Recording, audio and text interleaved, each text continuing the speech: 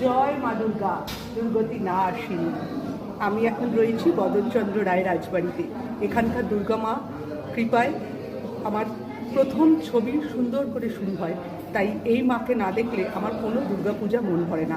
এবং শুধু আমি কেন, কাতারে কাতারে দর্শনার্থী চলে আসেন বদনচন্দ্র রায় রাজবাড়ির মায়ের আশীর্বাদ নিতে।